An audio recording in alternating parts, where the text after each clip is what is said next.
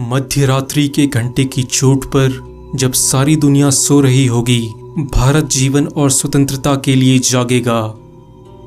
ये शक्तिशाली शब्द हम सब ने स्कूल में पढ़े हैं। भारत के पहले प्रधानमंत्री जवाहरलाल नेहरू ने ये शब्द आज से लगभग 70 साल पहले भारत की आज़ादी पर कहे थे।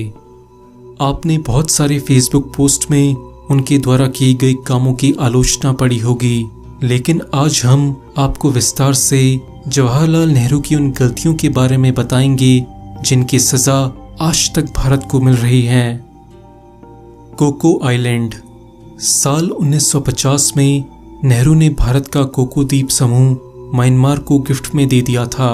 ये द्वीप समूह कोलकाता से मात्र 900 किलोमीटर की दूरी पर स्थित है। इसके बाद म्यांमार ने कोको द्वीप समूह चाइना को किराए पर दे दिया, जहां से आज भी चाइना भारत की गतिविधियों पर पैनी नजर रखता है। काबू वैली, मणिपुर। पंडित नेहरू ने 13 जनवरी 1954 को भारत के मणिपुर प्रांत की काबू वैली एक बार फिर दोस्ती के तौर पर म्यांमार को दे दी। उसके बाद वही हुआ जिसका डर था। म्यांमार ने काबू वैली का कुछ हिस्सा चीन को किराए पर दे रखा है, जहां से चीन भारत पर निगरानी रखता है। काबू दुनिया की सबसे खूबसूरत जगह में से एक है और इसकी तुलना कश्मीर से भी की जाती है। भारत नेपाल विलय। 1952 में नेपाल के तत्कालीन राजा त्रिभुवन विक्रम शाह ने नेपाल को भारत से विलय कर लेने की बात पंडित नेहरू से कही, लेकिन पंडित नेहरू ने ये कहकर उनकी बात टाल दी कि नेपाल के भारत में विलय होने से दोनों देशों को फायदे की बजाय नुकसान ही होगा। UN permanent seat. नेहरू ने 1953 में अमेरिका की उस पेशकश को ठुकरा दिया था जिसमें भारत को सुरक्षा परिषद के स्थायी सदस्य के तौर पर शामिल होने को कहा गया था। इसकी जगह नेहरू ने चीन को सुरक्षा परिषद में शामिल करने की सलाह दे डाली और उसका असर ये हुआ कि आज की तारीख में चीन पाकिस्तान के साथ मिलकर भारत के कई प्रस्ताव यूएन में नामंजूर करता है। हाल ही में आतंकवादी मसूद अजहर को अंतर्राष्ट्रीय आतंकवादी घोषित करने का भारत का प्रस्ताव यूएन में चीन ने ठुकरा दिया है। जवाहरलाल नेहरू और लेडी माउंटबेटन। लेडी माउंटबेटन की बेटी पामेला ने अपनी एक किताब में लिखा है कि दोनों के बीच संबंध थे। लॉर्ड माउंटबेटन भी दोनों को अकेला छोड़ देते थे। अब खुद लॉर्ड माउंटबेटन अपनी पत्नी को एक गैर के साथ खुला क्यों छोड़ते थे, ये एक राज है, लेकिन ऐसा माना जाता है कि ऐसा करके लॉर्ड माउंटबेटन जवाहरलाल नेहरू से भारतीय सेना और आर्थिक नीति के कई राज निकलवाते थे। पंचशील समझौता। नेहरू चीन से दोस्ती के लिए बहुत ज्यादा उत्सुक थे।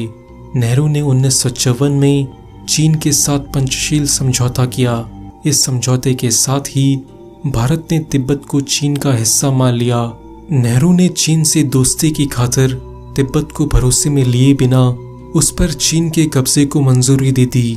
बाद में 1962 में जब भारत चीन युद्ध हुआ तो चीनी सेना इसी तिब्बत के मार्ग से भारत के अंदर तक घुस आई। सरदार वल्लभ भाई पटेल की सलाह को अनदेखा करना। सरदार वल्लभ भाई पटेल ने 1950 में ही नेहरू को लिखे पत्र में आगाह कर दिया था कि चाइना पर बिल्कुल भी भरोसा नहीं किया जा सकता। उन्होंने पत्र में लिखा था कि हम चीन को अपना मित्र मानते हैं, लेकिन चीन हमें अपना मित्र नहीं मानता।